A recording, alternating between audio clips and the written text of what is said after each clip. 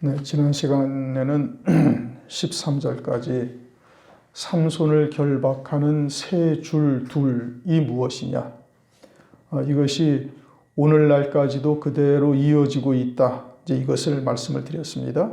오늘날도 삼손을 결박하는 세 줄 둘로 계속 묶어가고 있는 거예요. 세 줄 둘로 묶어서 세상과 똑같이 만들어버린다 이겁니다. 삼손을 결박하여 세 줄둘로 결박해서 누구에게 내어줘요? 블레셋 사람들에게 내어주는 거예요. 블레셋 사람들은 오늘날로 말하면 이방신앙이요, 세상과 다를 바 없는, 세상의 말과 다를 바 없는 이와 같은 신앙으로 살고 있는 자들을 말하는 것이고, 이제 그것을 성경에서는 바리새인의 교훈, 사두개인의 교훈이라고 성경에서 말씀을 하고 있어요. 오늘날도 역시 행함의 도를 쫓게 하는 겁니다. 세상도 선을 행하고 구제하고 도를 닦고 그래서 구원에 이를 수 있다라고 세상 이방 종교들도 말하고 있다는 말씀이죠. 근데 교회도 선을 행하고 또 구제를 하고 그리고 열심히 노력하면 온전한 구원에 이를 수 있다라고 가르친단 말이에요. 그러니까 우리가 은혜로 구원받는 것이 아니라 행함의 도를 쫓게 하고, 그리고 세상에서 가르치는 교훈이나 교회에서 가르치는 교훈이나 다를 바가 없어지는 거예요.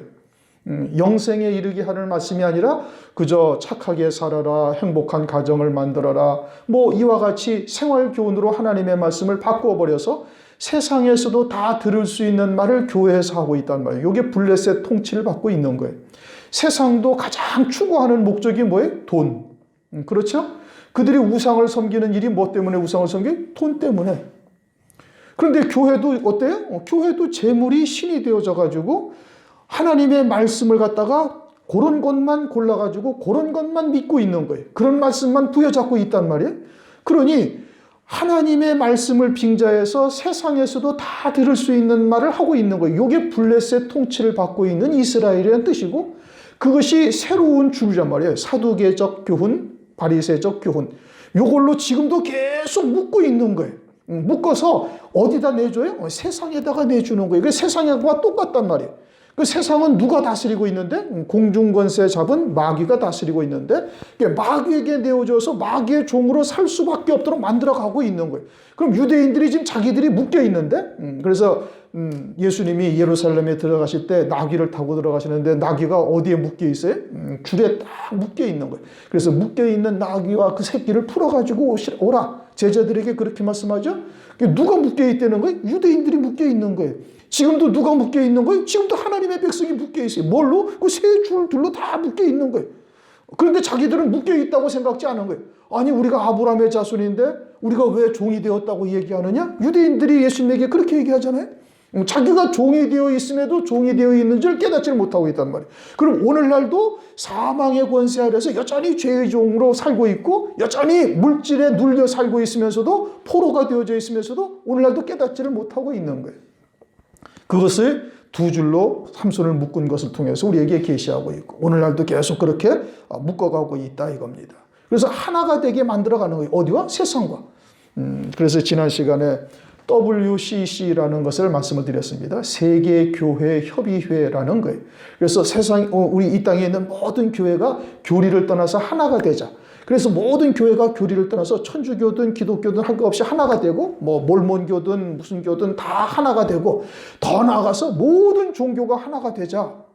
이 평화롭게 서로 공존하는 것이 이게 참 종교를 우리가 쫓고 있는 근본적인 목적이다. 그럼 황금 룰이라 해가지고 너희도 사랑하라 하지 않느냐? 우리도 사랑하라 한다 이거예요.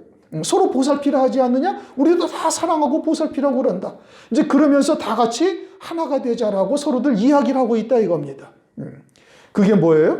세상과 다 하나가 되는 거예요. 그런데 성경은 그리스도와 벨리알이 조화할 수 없다.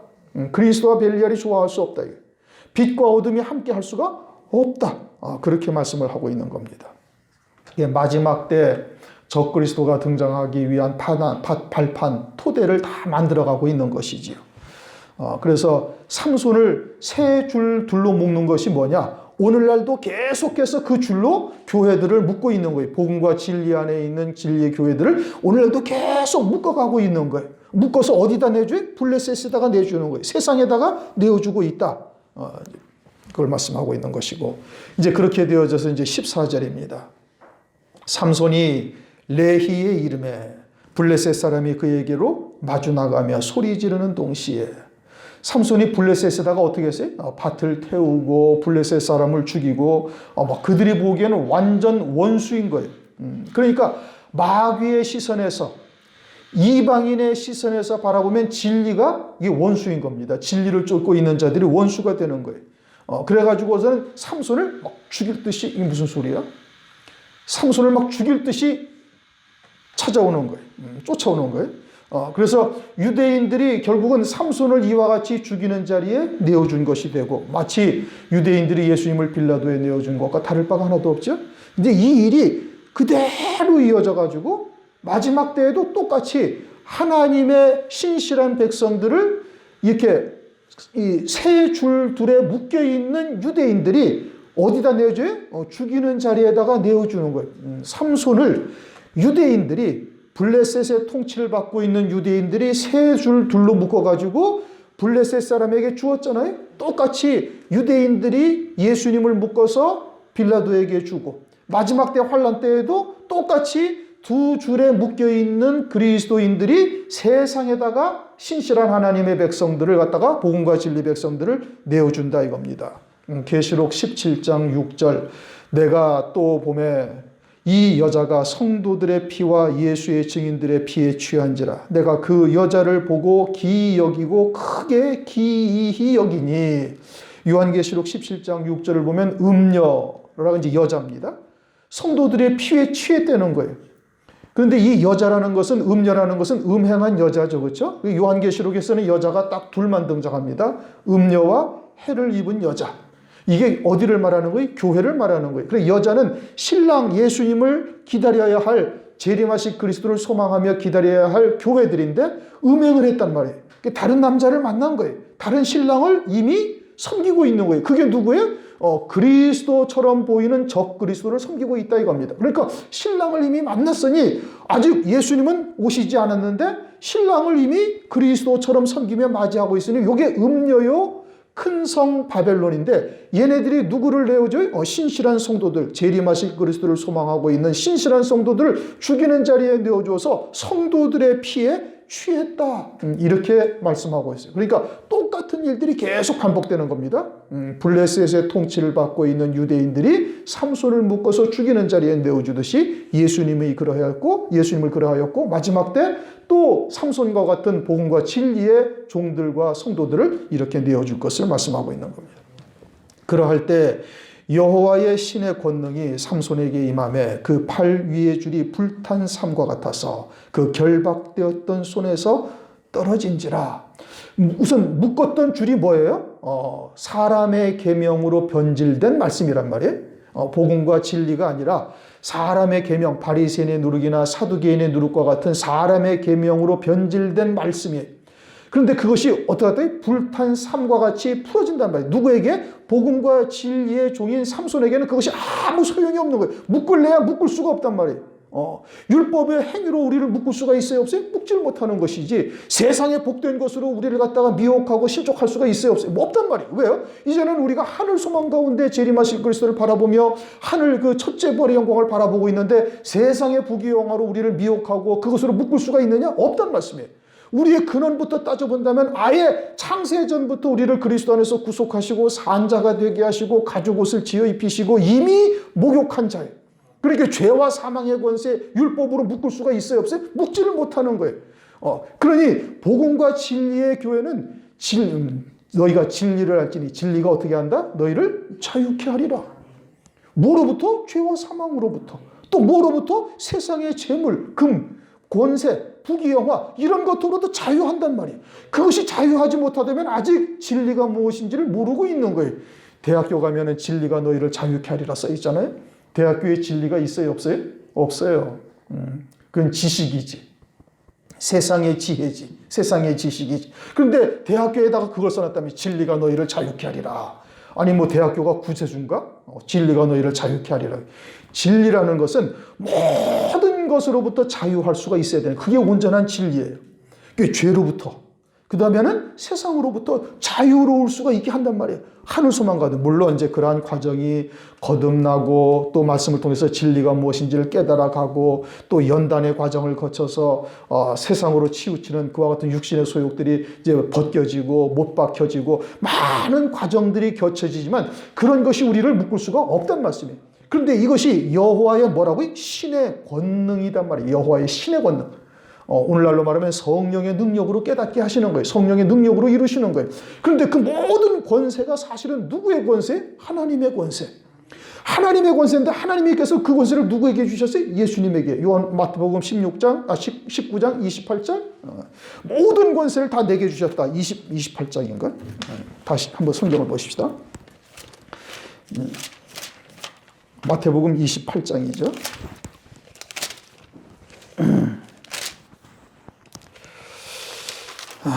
마태복음 28장 18절. 18절.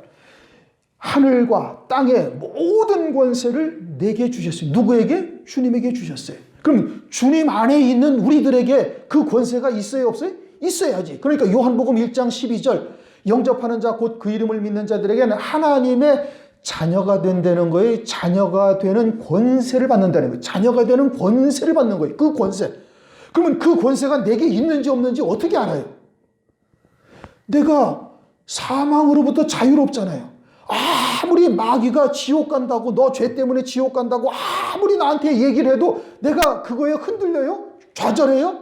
아니란 말씀이에요. 이제는 아무리 마귀가 내가 지은 죄를 가지고서 나를 죄책감에 누르고 사망에 이르는 죄라고 나에게 책망을 하고 그런다 할지라도 내가 그와 같이 그것으로 염려하고 두렵고 그것으로 전전긍긍하는 자가 되었어요? 아니란 말씀이에요.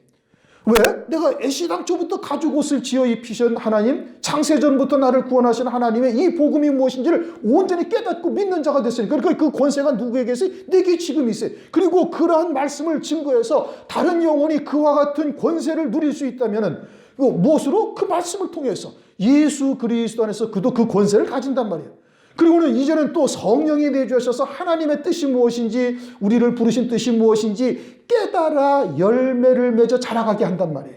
그렇죠? 하늘에 예비하신 영광이 무엇이며 왜 연단을 하시고 기타 등등 여러 가지로 우리를 일깨워가지고 하늘 소망 가운데 사는 자로 자녀의 신앙에서 청년의 신앙에서 아비의 신앙에 이르도록 단단한 음식까지 먹을 수 있는 자까지 우리를 세워가신단 말이에요. 그러니까 죄나 또는 세상의 재물이나 권세, 명예로 우리를 유혹한다 해서 우리가 실족할 수가 있는가? 아니란 말씀이에요. 믿음이 장성한 분량이 이르면 그런 것에 연연해하지 않는 자가 되는 거예요. 이게 복음과 진리의 삼손에게는 그것이 뭐와 같다? 불탄 삶과 같다. 여기서 불이라는 것은 누가복음 12장 49절을 보면 성경을 보십시다.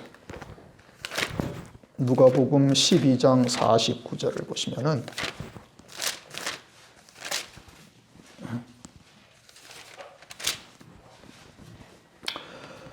누가복음 12장 49절 내가 불을 땅에 던지러 왔노니 이 불이 이미 붙었으면 내가 무엇을 원하리요 나의 받을 세례가 있으니 그 이루기까지 나의 답답함이 어떠하겠느냐. 그럼 어떤 불을 던지러 온 거예요? 그 다음에 주님이 받으실 세례. 그럼 주님이 받으실 세례라는 건 뭐예요? 주님이 십자가 위에서 피 흘려 속죄 구원을 이루시고 그리고 그리스도를 부활하셔서 그리스도를 믿는 자에게 성령을 부어주시고 성령으로 말미암아 열매 맺는 삶을 살게 하시는 거예요. 지금 우리가 이야기한 복음과 진리가 그리스도께서 이 땅의 십자가 위에서 희생하시고 부활하심으로 말미암아 우리에게 이루어지는 역사란 말이에요. 그 불탄 그 불에 의해서 묶는 이 세 줄 둘이 싹 타버려서 아주 삼이 불에 타버렸다는 게 완전히 재 같은 거죠. 그러니까 그냥 아무 힘 없이 딱 끊어져 버린다. 이걸 말씀하고 있는 겁니다. 여호와의 신의 권능, 성령의 능력으로 그것이 불탄 삶같이 되었어요. 이게 복음과 진리가 무엇인지를 깨달아서 그런 것이 우리에게를 억압할 수 없는 자가 딱 되어져 버렸다 이겁니다. 에베소서 2장 5절 6절 보면 우리가 그리스도와 함께 살리셨고 우리를 그리스도 예수와 함께 하늘에 앉히셨다 그랬죠. 요한일서 5장 18절을 보면 하나님께로서 나신 자가 우리를 지키시며 악한 자가 만지지도 못하느니라. 그러면 에베소서 또 1장 11절을 보면 그 마음의 원대로 역사하시는 자의 뜻을 따라 우리가 예정을 입어 기업을 잊게 되었다. 지금 하나님이 어떠하신 분이? 그 마음의 원대로 역사하시는 분이에요. 그럼 당신께서 창세전에 우리를 위해서 영광을 예비해 놓으셨으면 온 천지 만물을 다 들어서 아무리 마귀가 회방한다 할지라도 하나님의 뜻은 이루어 가셔야 안 이루어 가셔야 이루어 가시는 거예요.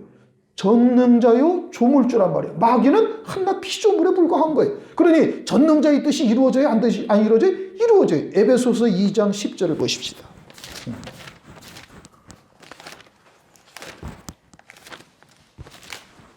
에베소서 2장 10절. 우리는 찾으셨어요?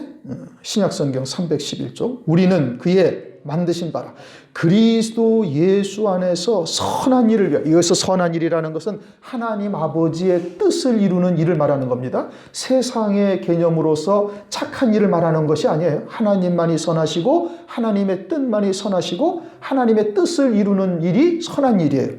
그 선한 일, 그럼 그것이 뭐예요? 우리의 구원이죠. 그렇죠? 우리의 구원. 선한 일을 위하여 지으심을 받은 자니. 누가? 우리가. 우리는 그의 만드신 바라 조성해 간단 말이에요.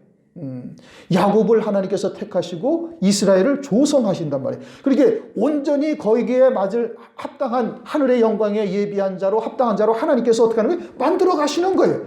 아브람을 아브라함 되게 만들어 가셔서 믿음의 조상으로 세우신단 말이에요. 아브라함이 위대한 것이 아니라 하나님이 위대하셔서 우리와 다를 바 없는 아브라함을 아브라함 되게 하셔서 믿음의 조상, 모든 믿는 자의 조상으로 세우셨어요.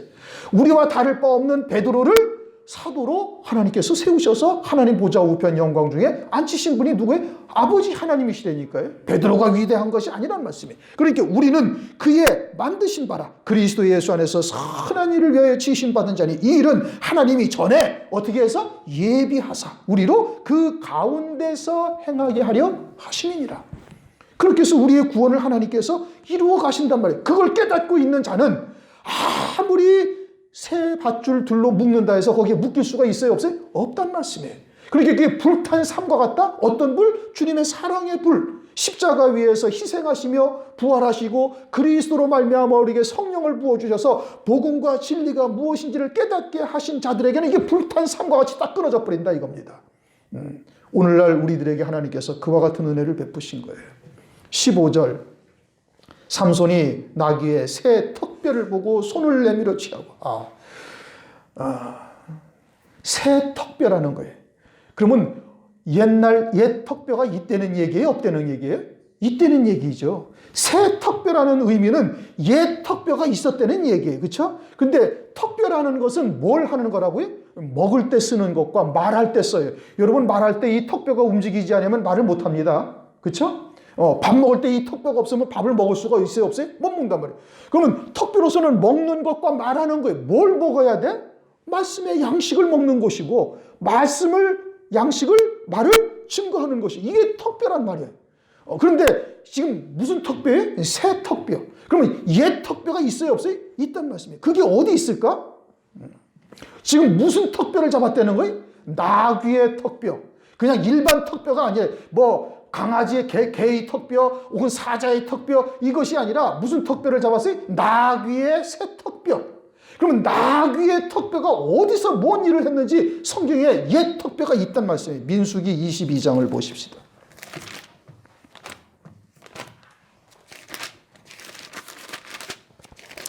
민수기 22장 30절. 민수기 22장은 발람이라는 잘못된 선지자가 나오죠. 모압 왕 발락이 고관대작과 부귀영화를 주겠다고 많은 보물을 가지고서 발람을 미혹해가지고 이스라엘을 저주하라 한 선지자가 누구예요? 그 발람이에요. 그런데 민수기 22장 30절을 보면 나귀가 29절부터 읽어볼까요? 발람이 나귀에게 말하되 네가 나를 거역하는 연고니 내 손에 칼이 있었다면 곧 너를 죽였으리라. 나귀가 발람에게 이르되 나는 네가 오늘까지 내 일생에 타는 나귀가 아니냐? 내가 언제든지 내게 이같이 행하는 행습이 있더냐? 가로되 없었느니라. 지금 나귀가 뭘 했어요? 사람의 말을 한 거예요. 턱뼈가 뭐 하는 용도라고요? 말하는 용도란 말이에요. 그렇게 해서 이 발람을 어떻게 꾸짖었어요. 이것이 베드로후서에 이렇게 기록이 되어 있어요. 베드로후서를 한번 보십시다. 턱뼈에 대해서 지금 말씀하시는 거 한번 찾아봐야 돼요. 이거는 베드로후서 2장 15절 16절. 베드로후서 2장 15절 16절. 자, 보십시다. 저희가 바른 길을 떠나 미혹하여 부올의 아들 발람의 길을 쫓는도다. 그는 불의의 싹을 사랑하다가 자기의 불법을 인하여 책망을 받되 말 못하는 나귀가 사람의 소리로 말하여 이 선지자의 미친 것을 금지하였느니라. 나귀가 사람의 말로 책망했다는 거예요. 무엇을 쫓아갔기 때문에? 불의의 싹을 쫓아갔다 이거예요.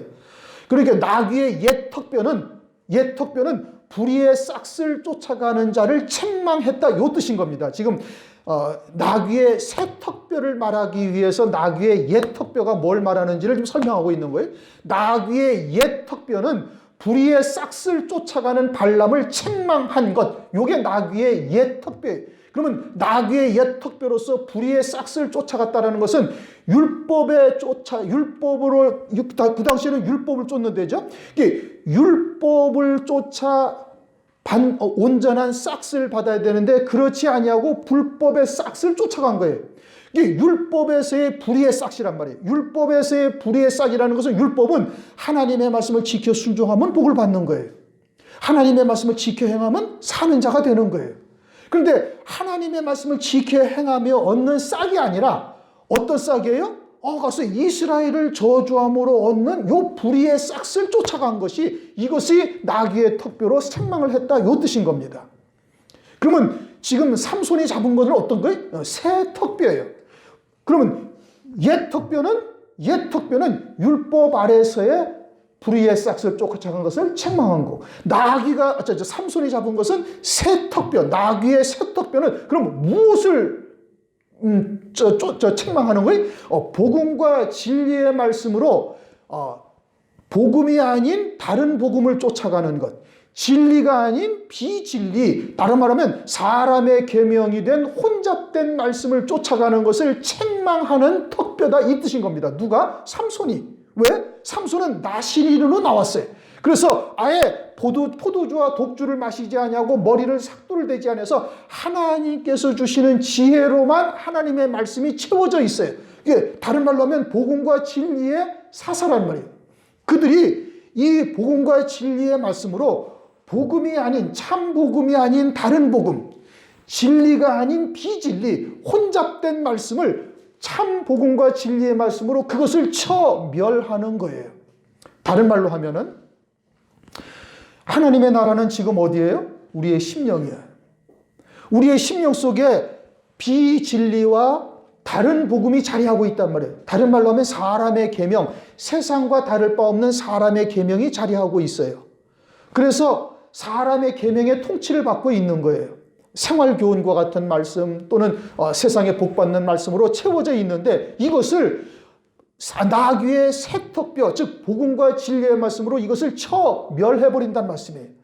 그것이 삼손이 나귀의 새 턱뼈를 들고 1,000명을 죽이고 쌓아놓은 곳이 한 무더기 또 한 무더기다 이게. 그럼 한 무더기는 뭐예요? 한 무더기는 바리새인의 교훈을 쫓아가는 자들을 처멸하고 한 무더기로 쌓아놓은 것이고, 또 다른 하나는 사두개인의 교훈을 쫓아가는 자들을 처멸하고 또 한 무더기를 쌓아놓은 거예요. 그것이 한 무더기요 또 한 무더기, 두 무더기가 되었다 이 뜻인 겁니다. 사사기 15장. 자, 지금 삼손이 나귀의 새 턱뼈를 보고 손을 내밀어 취하고, 그것은 삼손이 나귀의 새 턱뼈가 되었다 이 뜻이죠. 출애굽기 4장 20절은 모세가 하나님의 지팡이를 손에 잡았더라 이렇게 말씀하셔요. 그러면 하나님이 쓰시던 지팡이가 있어서 그거를 모세가 잡았다는 뜻이 아니고, 그것은 모세가 하나님의 지팡이로 쓰임받고 있다라는 의미죠. 그러면 여기서도 삼손이 나귀의 새 턱뼈를 보고 취했다라는 것은 삼손이 하나님의 턱뼈가 되어져서 하나님의 말씀을 증거하는 턱뼈가 되어져서 도구로 쓰임받고 있다, 이 뜻인 겁니다. 그럼 삼손이 어떤 말씀을 증거하는 턱뼈로서 쓰임받고 있는 거예요? 복음과 진리. 그래가지고 어떤 것을 멸하는 거예요? 다른 복음과 비진리를 멸하는 자로서 쓰임받는 거예요. 그래서 우리의 심령 속에 그러한 다른 복음 또는 비진리와 같은 혼잡된 말씀이 있었던 것을 삼손과 같은 자의 턱뼈에 의해서 이것이 어떻게 돼? 다 무너져 내린다는 말씀이에요. 그게 쌓아놓은 것이 한 무더기 두 무더기다 이겁니다. 그래서 그것이 라맛 레히다.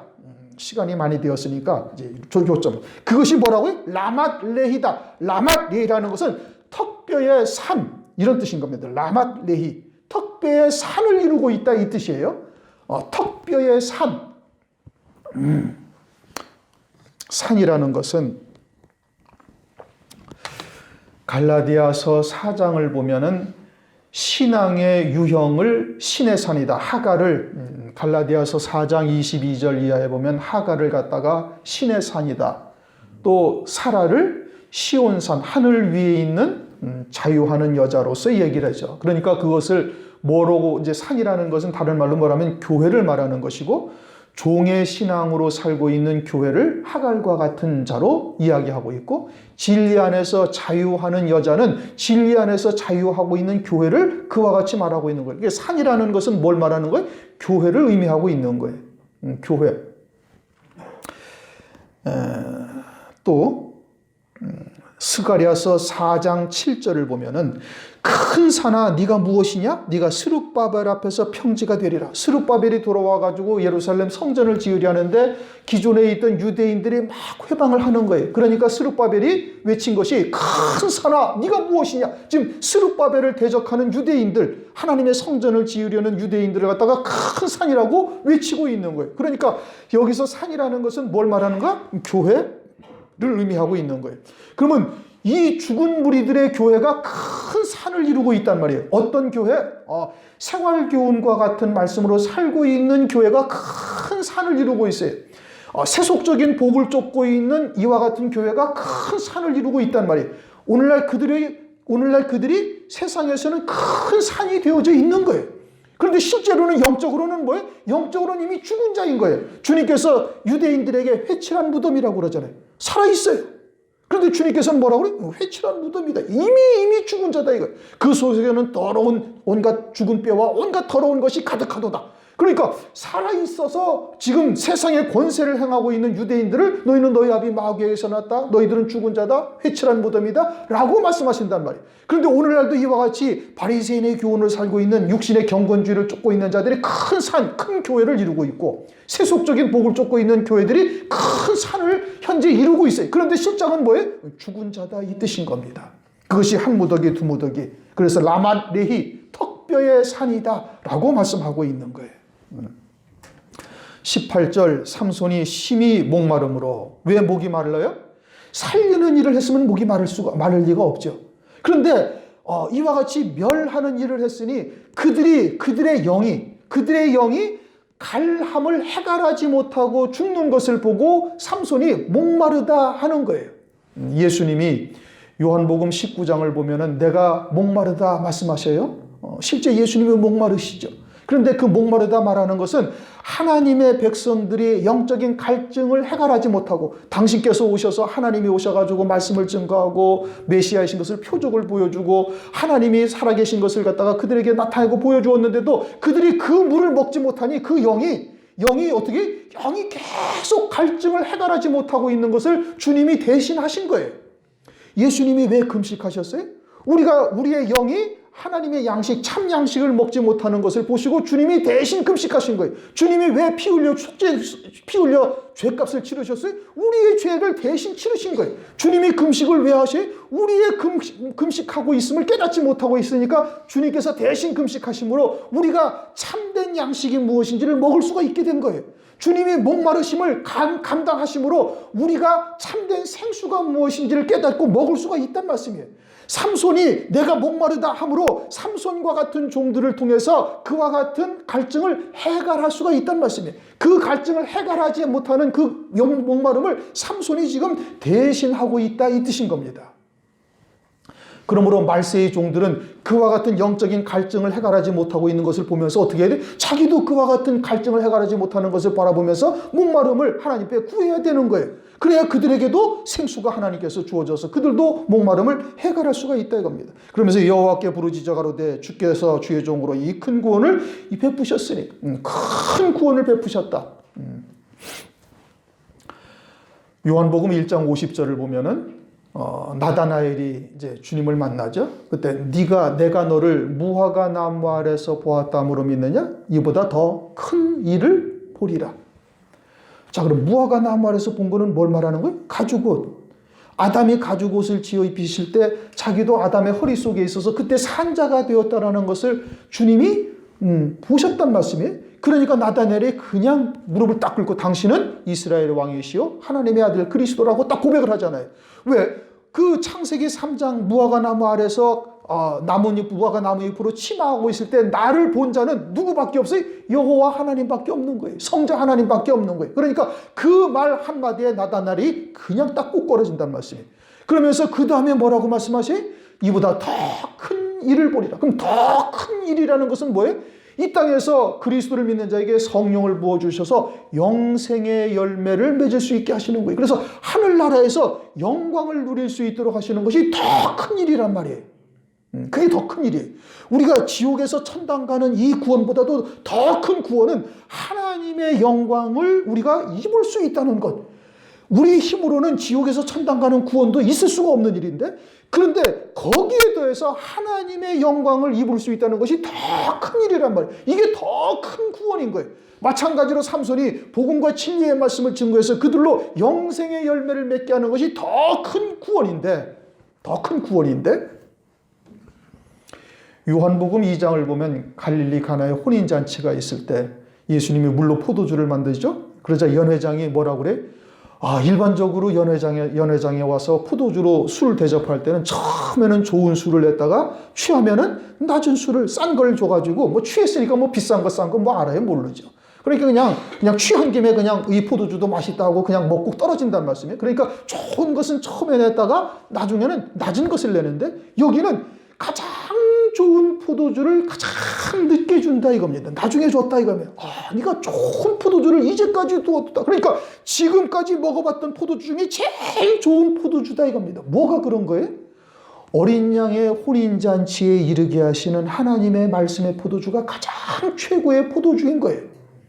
그러면은 삼손이 큰 구원을 이뤘다. 삼손은 지금 누구를 대표하시 하는 거라고요? 종말의 사사. 그럼 종말의 사사들이 어떠한 말씀의 포도주를 나누어줘요? 환난 날에 어린 양의 안에 그리스도의 신부에 이르게 하는 말씀의 포도주를 나누어주는 거예요. 그러니 삼손으로 내게 이 큰 구원을 이루게 하셨다라는 고백은 종말의 사사들로 하여금 그 큰 구원을 이루게 하실 것을 말씀하고 있다 이겁니다. 그런데 이 큰 구원을 이루었는데 내가 이제 목말라 죽어서 할례 받지 못한 자의 손에 빠지겠나이다. 이제 자기가 이제 그와 같이 블레셋 사람들을 갖다가 낙의 세 턱으로 쳐 죽이고 1,000명씩 두 무더기를 쌓아서 죽여놓고 나니까 이제 목이 말라 갈증이 심하죠. 그러니까 이제 블레셋 사람들한테 이제 죽임당하겠다. 할례 받지 못한 자에게 죽임당하겠다. 영적으로는 복음과 진리가 혼잡된 말씀에게 죽임당한다. 이제 묻혀버린다. 이런 의미인 겁니다. 지금 내가 목말라 죽겠나이다. 할례 받지 못한 자의 손에 빠지겠나이다. 이것은 복음과 진리가 말씀이 흙 속에 또 묻히는 역사가 또 있지 않겠는가? 또 있었어야 되겠습니까? 내가 죽겠나이다. 이렇게 지금 이야기를 하고 있는 거예요. 시편 25편 2절을 보면 이렇게 말씀하십니다. 나의 하나님이여 내가 주께 의지하여 싸우니 나로 부끄럽지 않게 하시고 나의 원수로 나를 이기어 개가를 부르지 못하게 하소서. 주를 바라는 자는 수치를 당하지 아니하려니와 무고히 속이는 자는 수치를 당하리이다. 그러니 하나님께서 어떻게 하시겠다는 거예요? 반드시 구원하신다는 겁니다. 왜요? 하나님의 이름이 그에게 있으니까. 다른 말로 하면 말씀, 진리의 말씀이 그에게 있다라는 것은 하나님이 계신 것이요, 하나님의 이름이 계신 것이요, 하나님의 이름이 있으니 그는 반드시 하나님께서 구원하시는 거예요. 하나님의 말씀이 우리에게 있으면 하나님께서는 반드시 구원하신다 이겁니다. 우리 요한계시록을 우리가 상고하죠. 마지막 때 금초대 교회의 사자는 어떻게 하고 계세요? 주님이 그 오른손으로 7뼈를 붙잡고 계신 거예요.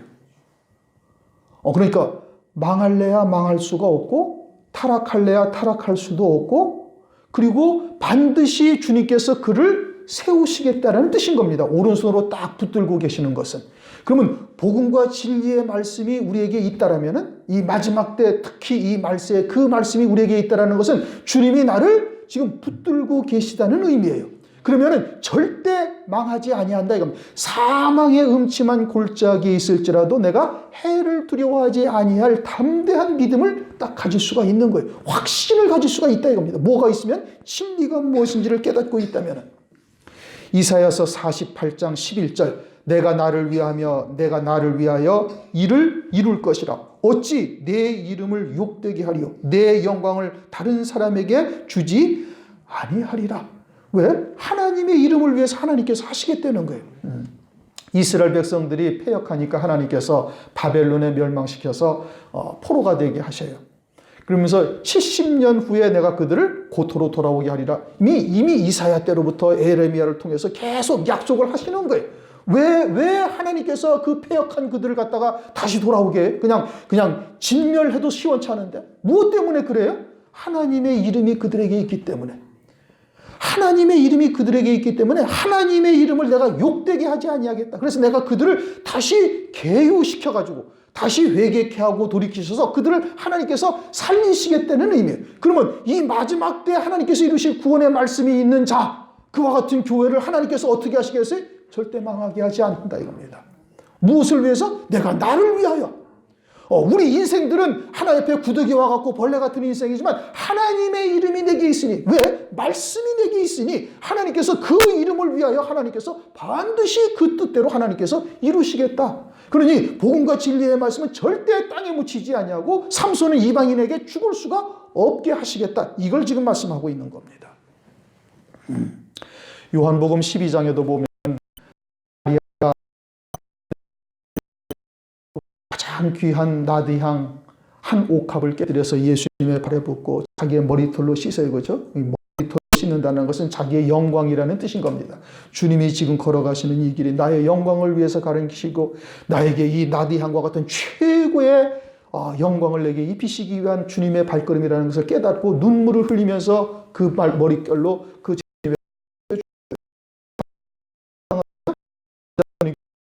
가만두어라. 이는 나의 장사할 자를 위하여 그대로 두게 하라. 그러면 주님을 장사한다는 것은 물론 이제 예수님을 이제 십자가 위에서 죽임당하시고 땅속에 묻히는 걸 말하죠. 그러나 그것은 본질이 아니고 실제는 뭘 말하는 거예요? 이 여인이 행한 행동, 가장 귀한 생명의 향기를 끝까지 일게 하시겠다, 나오게 하시겠다. 그래서 오늘날 우리가 그 얘기를, 그 말씀을 듣고 있는 거예요. 가장 최고에 이르는 영광에 이르게 하시는 하나님의 말씀, 그것이 그 생명의 향기를 우리에게 맡게 하신 것은 그 주님께서 절대 땅에 묻히게 나를 장사하게 두지 아니하고 그 나드향과 같은 가장 귀한 향이 계속 하여튼 교회를 통해서 이루어지고 또 이어져서 오늘날까지 우리에게 이어지게 하신 거예요. 언제로부터? 예수님의 때로부터. 그러니 그것은 절대 묻히지 않게 하신다. 삼손을 이방인에게 죽게 하지 아니하신다가 그와 같은 의미다 이겁니다. 19절, 하나님이 레히의 한 우묵한 곳을 터치시니 물이 거기서 솟아나는지라. 우묵한 곳이라는 곳은 내려가서 우묵한 곳을 말하는 겁니다. 그렇죠? 이렇게 쭉 올라와 있는 곳이 아니라 푹 파인 데요. 파인 데에서 하나님께서 물샘을 탁 터뜨려서 나오게 한 거예요. 그러면 글로 가려면 어떻게 해야 돼? 내려가야 된단 말입니다. 삼손이 지금 상태가 어때요? 나귀의 턱뼈를 가지고 한 무더기, 두 무더기를 쳐서 블레셋 사람들을 죽인 거예요. 그러니까 이제 딱 생각하기를, 야, 내가 이런 일을 이루었네 하고 육체를 가진 우리들은 자연스럽게 교만함이 살살살살 자리가 듭니다. 목사가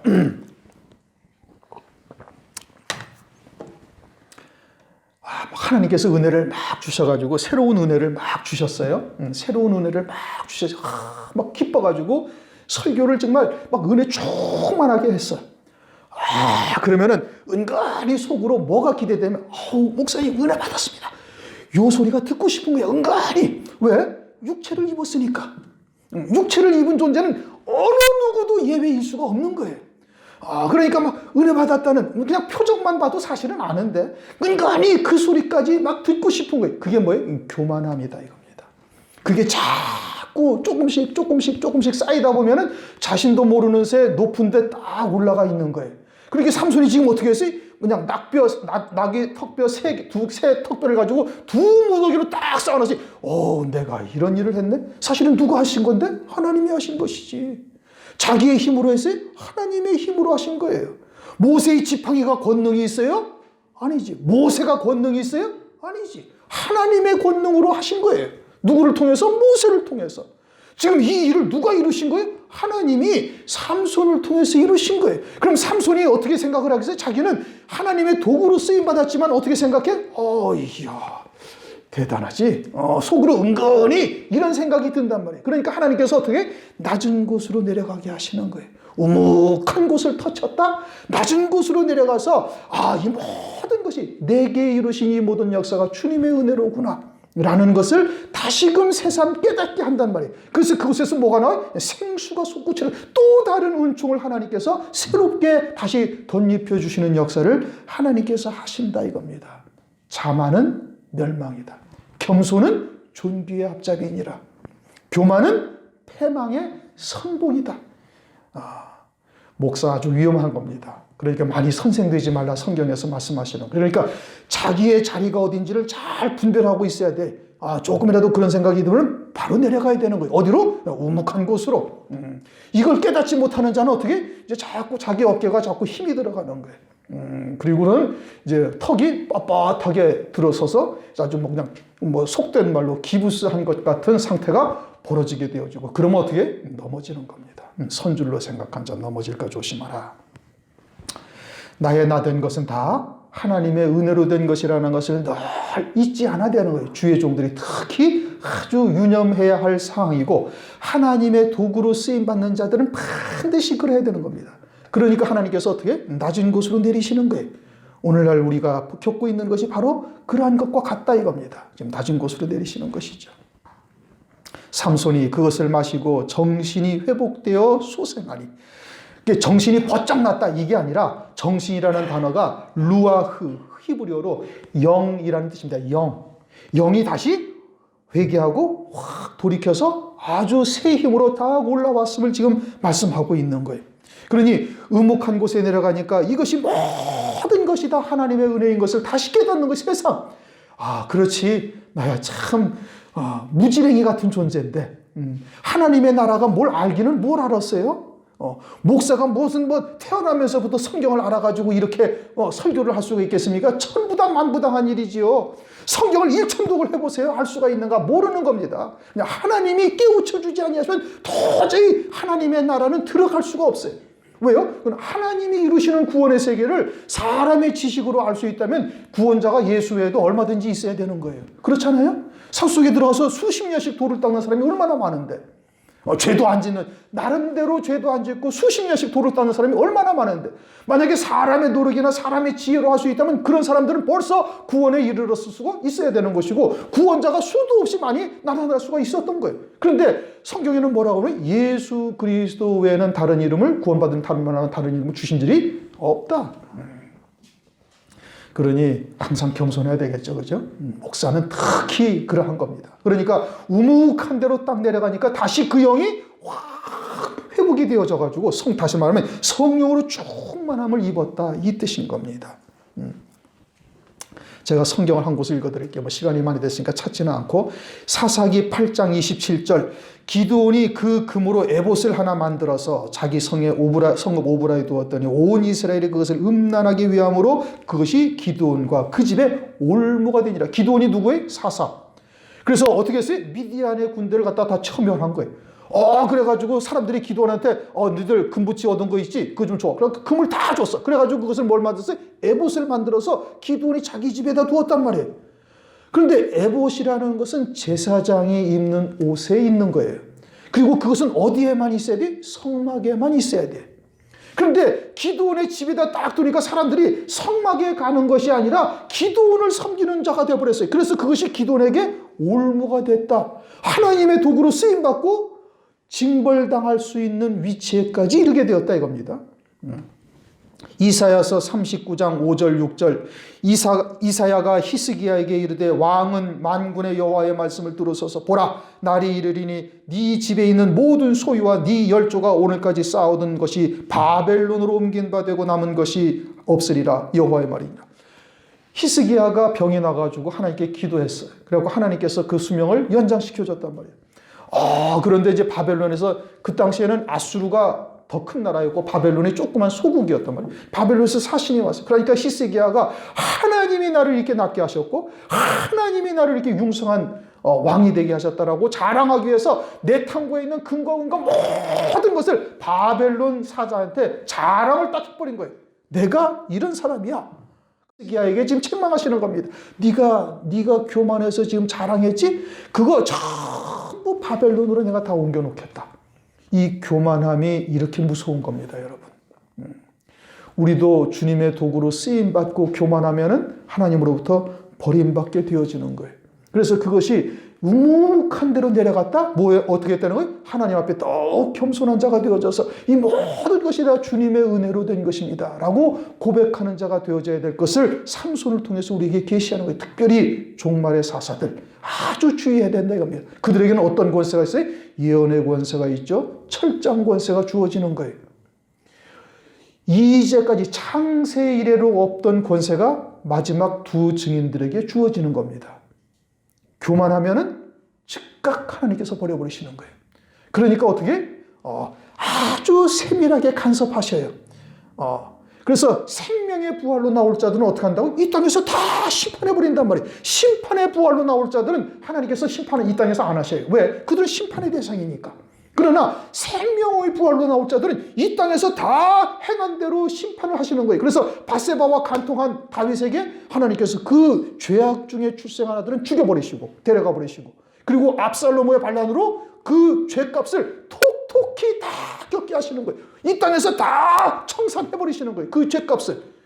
그러면 마지막 때 마지막 때 종말의 사사 또는 종말의 금초대 교회에 있는 성도들을 종말의 금초대 교회의 종이나 그 성도들을 하나님께서 어떻게 하시겠어요? 이 땅에서 다 심판해버리시는 거예요. 왜요? 그들은 생명의 부활로 나올 자들이기 때문에 그런 거예요. 무슨 얘기인지 아시겠습니까? 그러므로 그 셈은 이름은 엔학고레라. 엔학고레라는 뜻은 부르짖는 자의 셈이라는 뜻인 겁니다. 누가 부르짖었어요? 삼손이 부르짖었어요. 무엇을 부르짖었어요? 갈함을 부르짖은 거예요. 어떤 갈함을? 하나님의 자녀들임에도 참된 진리의 생수를 먹지 못해 죽어가는 자들을 그들의 영혼을 바라보면서 대신 그 갈증을 자기가 하나님께 호소한 거예요. 저들에게 참된 진리의 생수를 주어서 저들도 산자가 되게 하시고 이 영광의 복음 가운데 그들도 이 영생의 열매를 맺은 자가 될 수 있도록 하나님께 부르짖어 기도했다 이 뜻인 거예요. 그들에게 어떻게 하신다고요? 그들에게 이와 같은 진리의 생수가 더 있는 곳으로 하나님께서 우묵한 곳으로 내려가게 하셔서 더 큰 하나님의 구원의 역사에 쓰임받는 자가 되도록 하나님께서 이루어 가신다. 이걸 지금 말씀하고 있는 겁니다. 무슨 얘기인지 좀 이해가 잘 되셨습니까? 오늘날 교회가 세상의 말이나 또 교회의 말이나 별반 다를 바 없는 곳이 되었잖아요. 블레셋의 통치를 받고 있는 곳이 됐다 이겁니다. 그들을 바라보면서 우리가 어떻게 엔학고레와 같은 부르짖는 자의 자리에 있어야 되는 거예요.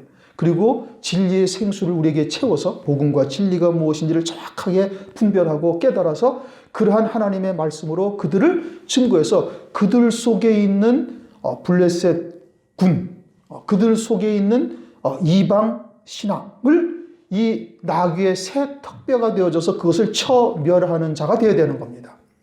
그것이 삼손이 나귀의 새 턱뼈로 블레셋 사람을 한 무더기 쌓아 놓았다는 것이고, 오늘날 그것이 우리들이 해야 할 일인 것이고, 그리고 그러한 자들은 어떻게 된다? 반드시 낮은 곳으로 내려가서 이 모든 것이 하나님의 은혜였다라는 것을 깨닫고 고백할 수가 있어야 돼. 그럴 때 하나님께서 생수를 더 터쳐주셔서 더 큰 은혜 속에 들어가게 하셔가지고 더 큰 구원의 일에 쓰임받는 역사가 일어나게 하신다. 이걸 말씀하시는 겁니다. 우리 통성으로 함께 기도.